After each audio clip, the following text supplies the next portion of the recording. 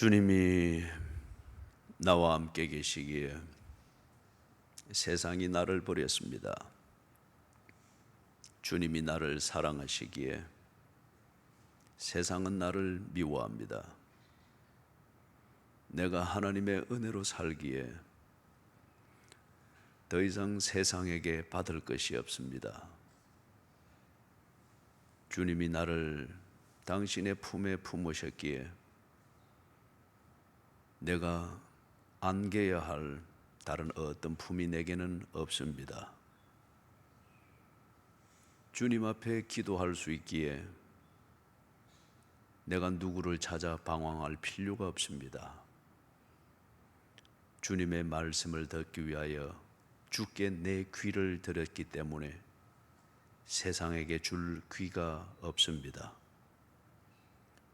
주를 위하여 사는 것이 내 인생이기에 이제는 딱히 아쉬운 것이 없습니다.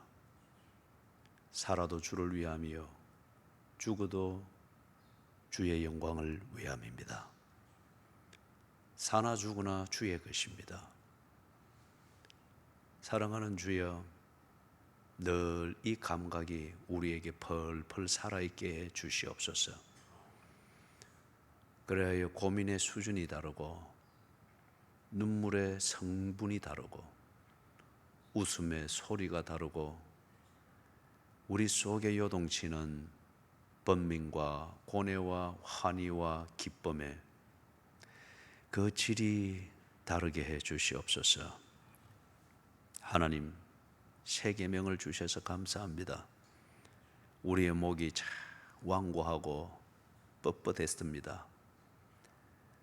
주님의 멍에를 매지 않기 위하여 세상의 멍에를 겹겹이 쌓아 올리고서 주님이 보실 때에 또 다른 계명을 올릴 만한 여유가 없을 정도로 비틀거리면서 쇼하면서 주님이 더 이상 간섭할 자리가 없도록 만드느라 철저하게 세상의 종되었던 죄인들이었습니다.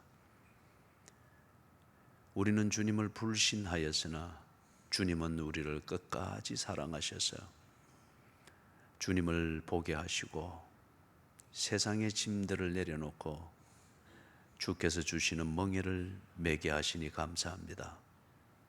그 멍에 덕에 우리가 살았습니다. 새 계명을 주신 주여, 이제는 이 새 계명을 따라 바로 살게 해 주시옵소서. 주님이 주신 멍에를 메고 세상에 길들여졌던 갈짓자의 걸음을 걸으며 쇼하며 살지 않게 해 주시옵소서. 새 계명을 맨 사람답게 그 멍에가 주는 그런 삶의 내용을 만들어 갈 수 있게 해 주시옵소서. 주께서 불러주신 대로 주님의 발 앞에 앉아 사랑을 배우고 있습니다. 정말 우리가 사랑을 모릅니다. 사랑하지만 오히려 사랑을 찢어놓고 사랑을 갈라놓고 우리에게 남는 것은 의의 열매가 아니라 강팍함과 완악함과 완고함으로 인하여 찢어지고 헤어지고 하나님 상한 냄새나는 이런 현장들 뿐입니다. 불러주셔서 감사합니다. 배울 수 있게 해주셔서 감사합니다. 잘 배우게 해주시옵소서. 여전히 우리에게 세상에 찌꺼기와 죄악의 잔재들이 많이 남아있기 때문에 주님이 가르쳐 주시는 것이 우리에게 참으로 어려울 때가 많습니다. 우리의 체질이 그러합니다. 하오니 불쌍히 여기셔서 우리에게 씌워주신 멍에인 새 계명을 잘 배워서 정말 사랑의 사람, 사랑을 나누는 사람들, 사랑이 주는 그 은혜, 그 삶을 누릴 수 있도록 해 주시옵소서. 구구한 변명이 없어도 교제가 되게 해 주시고 구구한 설명이 없어도 우리 주님을 알고 삶의 질을 아는 그런 프로가 된 사랑의 사람들이 되게 해 주시옵소서. 이 시간 둘째 시간을 가집니다. 주여 가르쳐 주시옵소서. 주님이 사랑한 것처럼 우리도 그렇게 사랑하라고 하셨사오니 주님이 어떻게 사랑하셨는지 그것을 보게 해주시고 깨닫게 해주시옵소서. 내 체질에 맞지 않더라도 주님이 그렇게 사랑했다면 체질을 고쳐서라도 주님이 사랑한 것처럼 그렇게 사랑하는 것을 깨닫게 하시고 몸에 익히게 해 주시옵소서. 예수님의 이름으로 간절히 기도드리옵나이다. 아멘.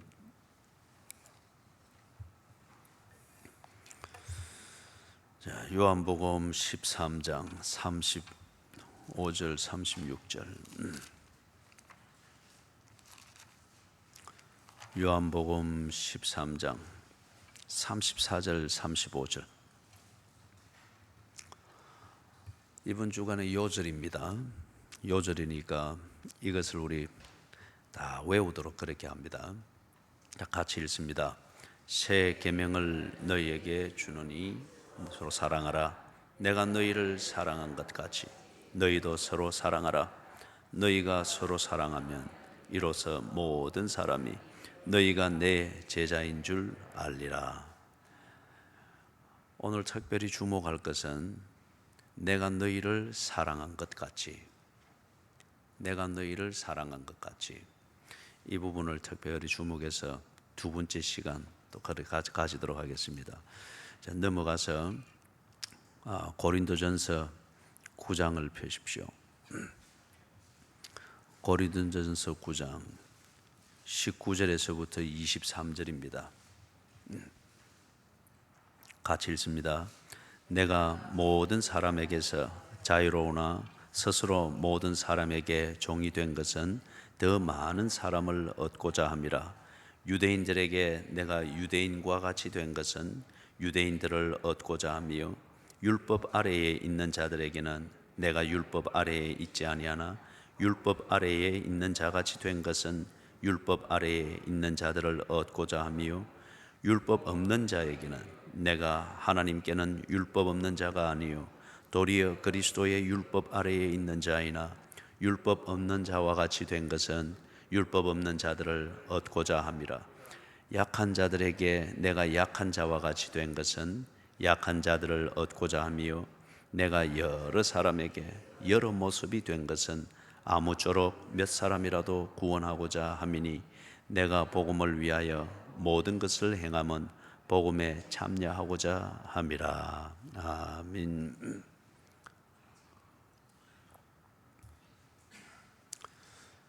실천을 알기 전에 원리를 아는 것이 중요합니다. 원리를 알고 있으면은 실천하는 거기에는 언제나 시행착오가 있습니다. 원리를 알고 있으면은 실천은 언제나 다듬으면서 또 만들어갈 수 있습니다. 원리를 바로 알고 있으면은 실천을 하면서 구구한 변명이 없습니다. 그리고 헷갈리지 않습니다. 그리고 실천하는 현장에서는 실수는 언제나 있을 수 있습니다. 그러나 구구한 변명이 없습니다. 인정할 것 인정하고 주장할 것 주장하고, 왜냐하면 원리를 알기 때문에 지가 한 짓이지만은 무엇이 잘못됐는지, 다 사람들이 잘못됐다 할지라도 그게 원리에 맞는지 아는 겁니다. 그렇기 때문에 잘못된 것은 인정을 하고, 모든 사람이 다 틀렸다고 할지라도 원리에서 어김이 없다고 하면은 꿋꿋이 지키는 겁니다. 그게 소신이죠. 우리 생활로 나타나는 모습은. 어제와 오늘 그래서 이 새 계명을 주신 예수님의 마음을 헤아리면서 그 말씀이 우리에게 주는 신학적 원리를 지금 새기고 있는 겁니다. 내가 너희를 사랑한 것 같이. 지금 우리가 사랑이 무엇입니까? 그걸 진부하게 정의하려고 하는 것은 아닙니다. 그거는 이번 주간과 다음 주간 해나가면서 자연적으로 다듬어지고 정리가 될 거예요. 그런데 이 사랑의 원리가 뭐냐? 어떻게 아름다운 말이나 수사로 사랑은 이런 겁니다 하고 꾸며놓아도 이 원리와 맞지 않으면 그거는 사랑의 한 철학일 뿐입니다. 사랑의 원리가 뭐냐? 예수님이 하신 것처럼 하는 겁니다. 예수님이 하신 것처럼. 그렇기 때문에 사랑할 때에 분위기부터 느끼려고 하지 말고 사랑하는 그 말과 그 분위기에 예수님이 보이는지, 예수님이 하신 그 족적이 보이는지, 예수님이 만들어 놓으신 그 결과가 예상이 되어지는지, 그걸 보면은 원론적으로 그거는 정확한 겁니다. 사랑의 원리가 뭐냐? 내가 너희에게 한 것처럼, 내가 너희를 사랑한 것처럼 그렇게 사랑하는 겁니다. 그게 사랑의 원리입니다. 예수님께서 우리를 사랑하신 그 기본은 이런 것이죠. 찾아오셨습니다. 그리고 함께 하셨습니다. 이 두 가지로 나타나야 됩니다. 사랑의 대상을 찾아가야 됩니다. 그리고 그 사랑의 대상과 함께 해야 됩니다. 이게 예수님이 우리를 사랑하셨던 그 모든 것의 종합입니다. 그런데 찾아오시고 함께 하시는 이 실천을 통해서 예수님이 뭘 하셨는가? 그 구체적인 내용을 요약을 하면 이렇습니다. 예수님이 오셔서 소위 말해서 행복을 만드느라 분위기 장난한 게 아니고, 그분이 오셔서 찾아가신 이유는 뭐냐? 지옥에 있는 자기 백성을 구해내기 위해서였습니다. 이걸 마태복음 1장 21절에는 저희 죄에서 구원하신다 그랬지 않습니까? 죄에서 구해내기 위해서, 지옥에서 구해내기 위해서 찾아가야 됩니다. 내가 사랑해야 될 대상자를 만나야 되고 그 대상자를 찾아가야 될 목적입니다. 지옥에서 구해내는 것, 죄에서 떠나게 만들고 죄에서 구해내는, 이걸 위해서 찾아가야 됩니다. 그 다음에 이것으로만 끝난 게 아니죠. 죄에서 구해낸 다음 그 사람과 예수님이 함께 하셨습니다. 시간을 나누셨고 생활을 나누셨고 당신의 에너지를 거기에 쏟아 부으셨고, 경제학적 관점에서 볼 때는 예수님은 가난한 분이었습니다. 그것도 가난하기 때문에 나눌 수 있는 게 없다. 이거는 세상의 사랑이 말하는 겁니다. 세상에서 사랑의 기술이 말하는 것이죠. 기독교에서 예수님이 우리를 사랑하신 것처럼 사랑하라 했을 때 예수님이 사랑한 면을 들여다보니까 예수님은 내가 가진 것이 없어서 더 이상 줄 게 없다, 또는 내가 쓸 게 모자라기 때문에 나눌 게 없다, 그런 말씀하신 적이 없습니다. 바빠서 못 간다, 그런 말씀하신 적이 없습니다. 오늘은 내가 몸이 안 좋아서 못 간다, 그렇게 해서 찾아야 될 사람, 함께 해야 될 사람과 그걸 어긴 적이 없습니다. 그렇다고 해서 예수님이 한 번도 피곤한 적이 없고 병든 적이 없다, 그건 아니에요. 지쳐서 예수님이 쓰러져 주무실 정도로, 그것도 일렁거리는 배 전에서 그렇게 쓰러져 주무실 정도로, 그런 것들은 예수님도 몸살을 하셨을 거예요. 그렇죠? 그렇지만은 묵특대놓고 막무가내 찾아다니고 막무가내 함께 있고 그런 걸 말하는 건 아닙니다. 죄에서 구해내고 지옥에서 구해내기 위해서 그 사람을 찾아야 할 때 몸이 고나여 지칠지라도 당신은 지옥을 찾아가셨습니다. 그리고 그 사람을 찾아내셨습니다. 구해낸 그 사람이 다시는 이제 죄로 돌아가지 않도록 하기 위하여서, 동시에 하나님의 은혜를 받으면서 하나님과 교제하며 사는 이 삶을, 그것을 누리며 그 가운데 머물도록 하기 위해서 두 가지입니다. 동시에 다시 그 죄를 돌아가지 않도록 하기 위하여서, 동시에 하나님의 은혜를 누리고 하나님과의 관계 속에서 그 삶을 제대로 누릴 수 있도록 하기 위하여 함께 하셨습니다. 당신이 지옥에서 구해준 그것에 대한 대가를 바라고 그 뭐 승리를 자축하면서 그걸 추억하면서 지금의 분위기를 만드는 그걸 위해서 함께 하신 게 아니고, 개가 토한 것으로 돌아가고 돼지가 씻은 물에 다시 들어눕는다 했지 않습니까? 다시 죄로 돌아가고 다시 지옥으로 돌아가서 몸에 익은 대로 사는 이걸 못하도록 하기 위하여서 함께 거하셨고, 동시에 하나님과 교제하면서 이 사람에게는 낯설지만은 그게 옳은 것이고 그 생활이 이제 누려야 될 것임을 알고 누리고 적응할 수 있도록 하기 위해서 함께 하시며 그것을 도우셨습니다. 이게 예수님이 우리를 사랑하신 것의 골격입니다. 죄로부터 구하기 위하여 찾아가셨고, 죄에서 구원받은 자기 백성들이 다시 죄를 필요하면 죄를 취하고 이렇게 하지 못하고, 동시에 하나님과 교제하는 이 삶에 익숙해지도록 하기 위하여, 그 목적을 위하여 예수님은 곤하여 지쳐 쓰러져 주무실 정도가 되어도 함께 하셨습니다. 이게 예수님이 우리를 사랑하신 것입니다. 그렇다고 하면은 새 계명을 우리가 실천하려고 하면은 예수님이 하신 것처럼 해야 됩니다. 그렇기 때문에 어제 우리가 보았던 그게 그 골격을 만드는 겁니다. 우리가 불신자들을 위하여서도 사랑을 해야 됩니다. 불신자들을 사랑을 하는데, 우리 그리스도인들이 예수를 믿지 아니하는 자들에게 줄 수 있는 이 사랑, 다른 말로 하면 그들을 사랑해야 되는 그 최고의 목적은 뭐냐? 그들을 지옥에서 구해내야 됩니다. 죄에서 떠날 수 있도록 필요한 모든 도움을 줘야 됩니다. 그걸 위해서 그들을 찾아가야 됩니다. 그리고 그들을 찾아내야 됩니다. 바로 이 불신자가 교회 안에도 있습니다. 이 불신자가 우리 가정 안에도 있습니다. 이 불신자가 원수라 말하는 이 관계 속에도 있습니다. 그렇기 때문에 지옥에서 구해내고 죄에서 떠나도록 돕는 이걸 위하여서 찾아야 됩니다. 그 다음에 그렇게 죄에서 떠나도록 만들었고 지옥에서 벗어나도록 만들었으면 그들과 함께 있어야 됩니다. 양이 이리로 변질이 되는 것은 그들과 함께 있는 것이 아닙니다.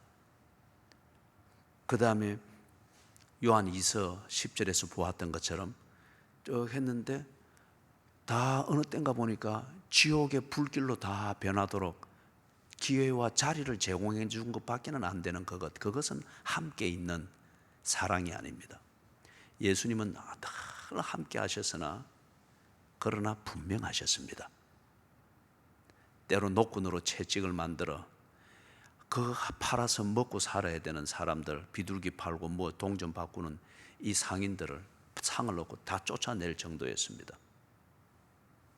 동고동락하며 따라다니는 불쌍한 어부 출신들, 그들에게 때로는 사탄아 내 뒤로 물러가라, 완전히 천국과 지옥을 동시에 맛보도록 할 정도로 서슬이 시풀했습니다.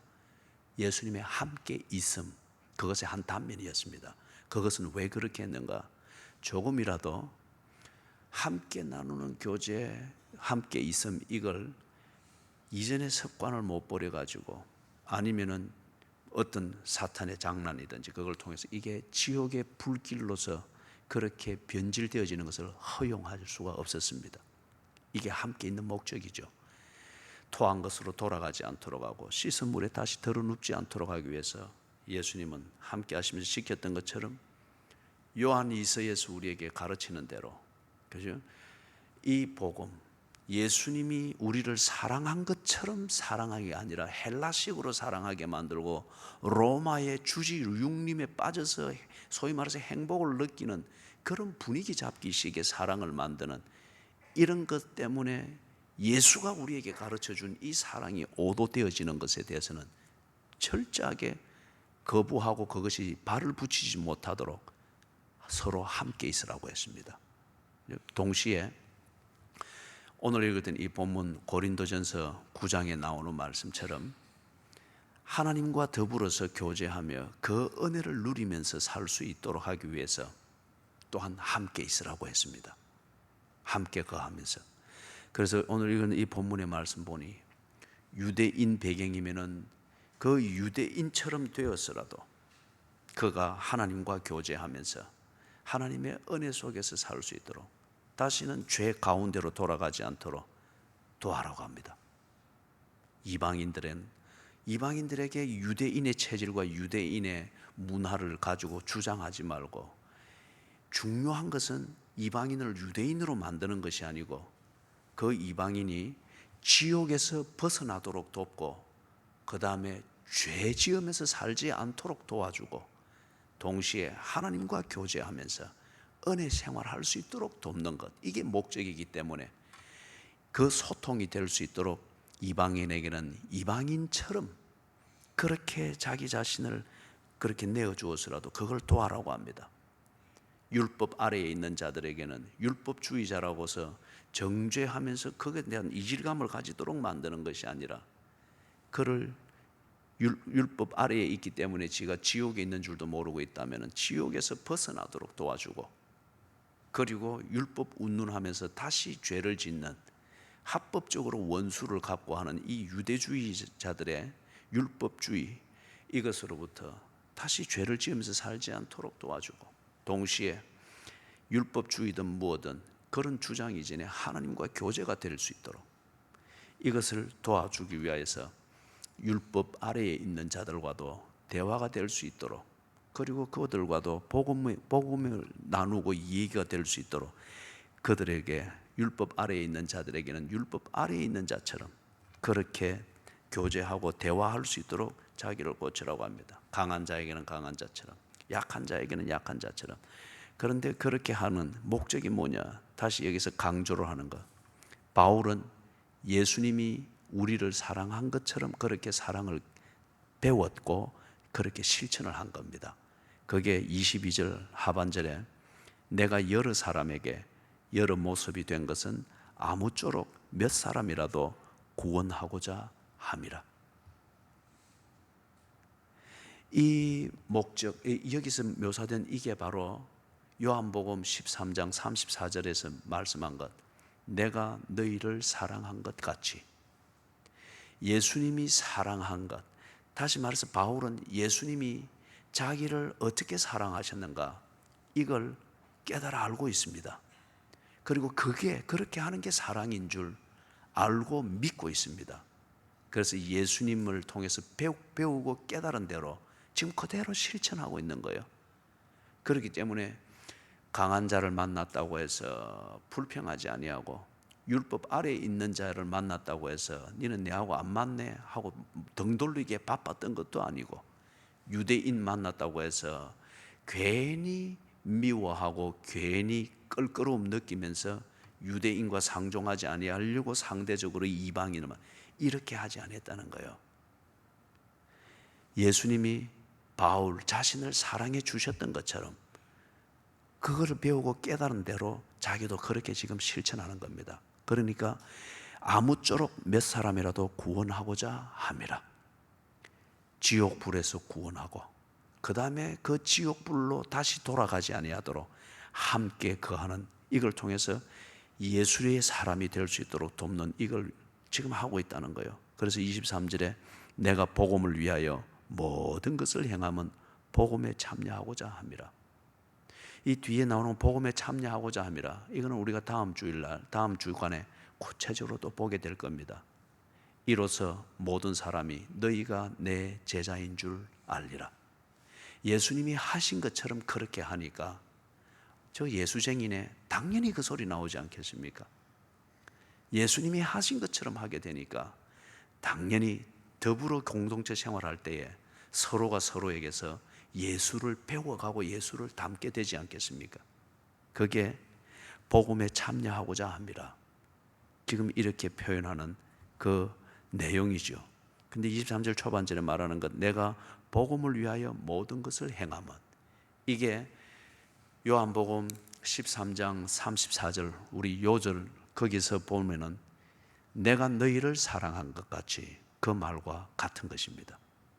그렇기 때문에 여러분, 어제 우리가 두 군데를 살펴보았죠. 그 요절을 빼놓고 양을 이리 가운데로 보낸 것 같으니라. 그래서 어떻게 하라고 했습니까? 전도를 위해서 너도 이리처럼 변질이 되어야 된다, 이게 아니었지요. 뱀같이 지혜롭고 비둘기같이 순결하여라. 그래서 양의 본분은 지키되 이리를 양으로 바꾸어 놓도록 돕도록 하여라.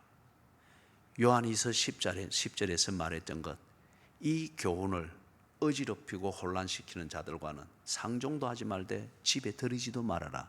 그거는 배타적이고 어떤 그런 의미가 아니죠. 그리 되면 또 하나의 율법주의가 되는 겁니다. 복음을 전하기 위하여서 그 사람이 복음을 알고 더불어서 한 공동체가 복음에 집중을 하고 예수님을 배우고 예수 안에서 하나님과 교제하는 그 은혜의 삶을 제대로 누리기 위하여서 그렇게 정리할 것은 정리하고 지키라는 겁니다. 그 의미를 말하죠. 그래서 함께 있는 것은 후덕한 임심을 나누는 게 아닙니다. 그죠?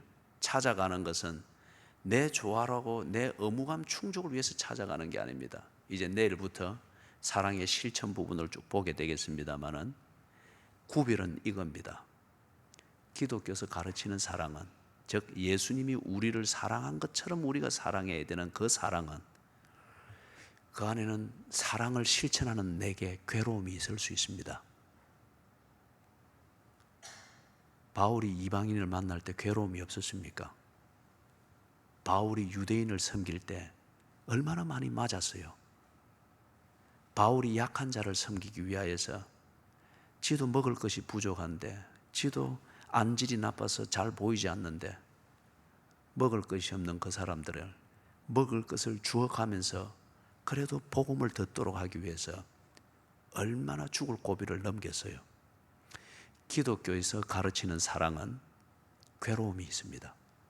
그러나 넘치는 평강과 기쁨이 있습니다. 왜냐하면 기독교에서 말하는 사랑은 관계이기 때문에, 예수님과 내가 하나 된 이 관계 때문에 예수께서 하신 것처럼 그렇게 하는 거예요. 이게 사랑입니다. 그런데 세상이 말하는 사랑, 그것은 자신의 행복을 위해서입니다. 그래서 사람들이 그래요. 은퇴하고 어떻게 지냅니까? 그럼 자기 일과를 간단하게 이야기를 합니다. 그래서 한 주에 한 이틀 정도는 봉사기관에 나가서 그렇게 해서 이 밥 퍼주는 것, 어떤 이런 봉사들, 목욕하고 하는 이런 봉사들도 하고 뭐 이렇게 합니다. 그리고 또 한 주에 한 번은 교회 나가서 제자 훈련 받으면서 그래 전도도 나가고 그렇게 합니다. 그러면서 그렇게 하는 의미를 본인 입으로 이야기를 하는데, 그래 하니까 참 늘 행복합니다. 남을 도우면서 하는 게 행복합니다. 그 말이 묘합니다.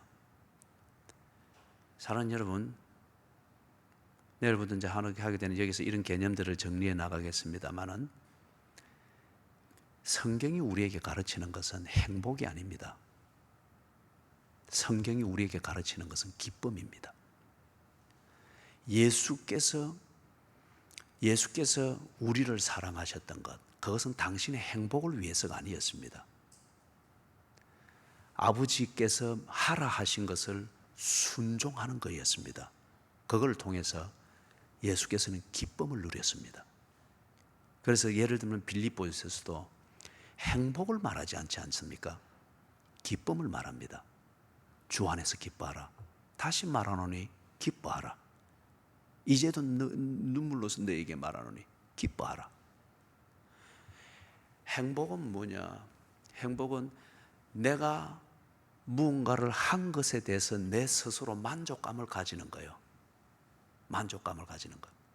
그래서 자신의 이 만족감을 위하여서, 비록 기독교 안에 있지만 이걸 모르니까 자기의 만족감을 위하여서 어떤 한 주에 2번 정도는 나가서 열심히 봉사하고 가난한 자들을 돕고 자선단체에서 일도 하고 또 뭐 한번 나가서 전도도 하고 아니면은 어떤 이런 하는데, 그런데 그렇게 하는 데 있어서 아직 많은 사람들이 예수께서 그렇게 하셨기 때문에, 그 다음에 예수와 내가 하나이기 때문에, 그분이 나의 주인이시기 때문에 그분이 하신 것대로 내가 닮아서 그렇게 한다, 이게 아니고 그게 예수 안에서 기뻐하라 그 말이거든요. 그게 아니고 그렇게 하면은 내가 행복하고 만족하기 때문에, 그래서 돕고, 그렇게 해서 봉사하고, 그래서 자선단체에서 구제 활동을 하는 겁니다.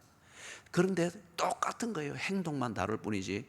그거 하면은 나가서 이제는 뭐 춤도 배우고 노래도 배우고, 그 자체가 나쁜 것은 아니지만, 그러나 그렇게 하는 목적이, 그래 하면은 자기 만족감이 있다는 거예요. 그래서 이 세상에 사랑을 말할 때에 그 사랑에 고구마 줄기 뽑아보면 고구마 올라오듯이 사랑을 말하는 그걸 쑥, 사랑의 모든 행위들을 쑥 뽑아보면 그 밑에 행복이라고 하는 이게 조롱조롱 달려 있는 거예요.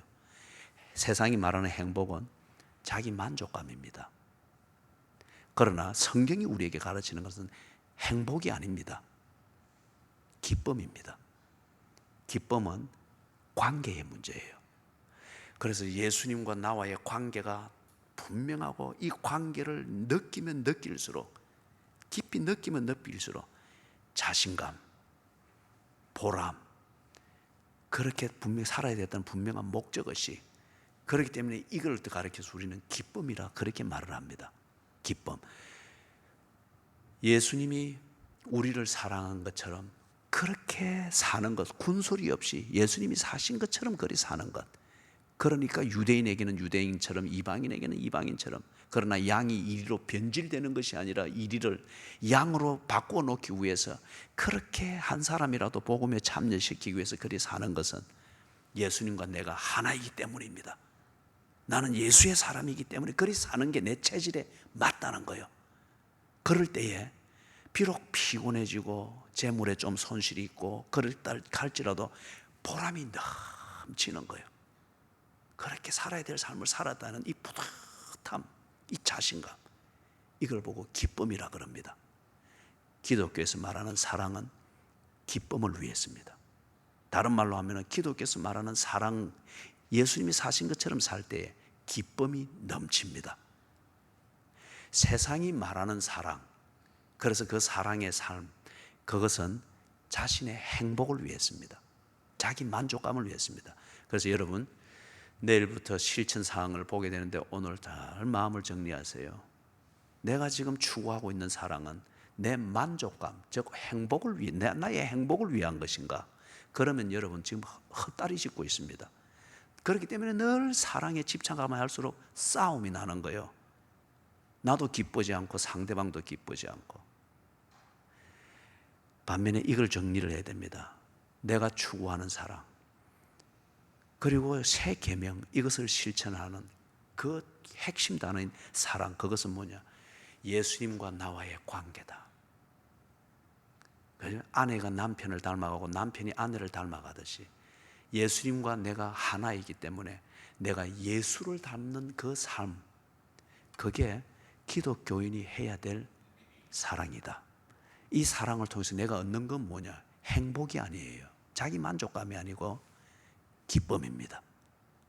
그래서 예수님이 그래, 네 이제 내 많이 닮았네. 그리고 우리가 그렇습니다. 예수님이 요즘 보니까 거울을 보니까 옛날에 내 얼굴이 없습니다. 예수님의 얼굴만 자꾸 보이네요. 그게 기독교에서 하는 이 사랑을 실천하게 될 때 가지게 되는 기쁨입니다. 찬송가